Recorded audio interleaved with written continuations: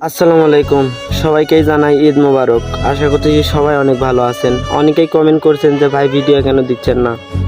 মনটা আজকে আমার অনেক খারাপ ভাই, কারণ 2 বছর যাবত একটা গরুকে লালন পালন করছি, নিজের ছোট ভাইয়ের মতো দেখছি। আমার আব্বু আম্মু তাকে নিজের সন্তানের মতো দেখছে, তাকে কুরবানি দিছি ভাই। আমরাও যা খাইছি তাকেও তা খাওয়াইছি। একটা যদি আমরা আঙুরও কিনে আনছি ভাই, আমি নিজে অর্ধেক খাইছি, তাকে অর্ধেক খাওয়াইছি।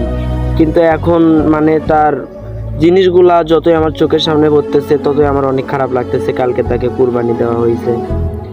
গরুটা ভাই রিয়েলি অনেক কান্না করছে, এতটা পরিমাণ কান্না করছে, চোখ দিয়ে পানি পড়ছে। আমি ভিডিও করতে পারি নাই, কারণ এগুলো জিনিস ভিডিও করে দেখানো ঠিক না।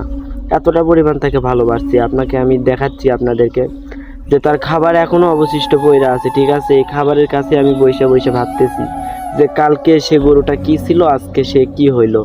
অনেকেই আছেন যে গরু এভাবে পালছেন, পালার পরে কালকে কুরবানির ঈদ গেল, কুরবানি দিয়েছেন, কিন্তু এখন তার অবশিষ্ট খাবারগুলো, তার গোয়ালটা ফাঁকা ফাঁকা লাগতেছে। অবশ্য আরও গরু আছে, তারপরেও তার মতো আর কোনো গরু নেই, কারণ সে অনেক পুরাতন গরু ছিল। সে তাকে ছোট থেকে লালন পালন করতেছি, দেখাচ্ছি আপনাদেরকে। এই যে এখানে বসে আছে, এই যে তার খাবারগুলো এখনো পড়ে আছে ভাই। মানে এতটা পরিমাণ খারাপ লাগতেছে, কি বলবো, ভাষায় কিছু প্রকাশ করার নাই। এই কারণে ভিডিও আসতেছে না ভাই। আজকে থেকে আশা করি ভিডিও রেগুলারলি আসবে, প্রতিনিয়তই।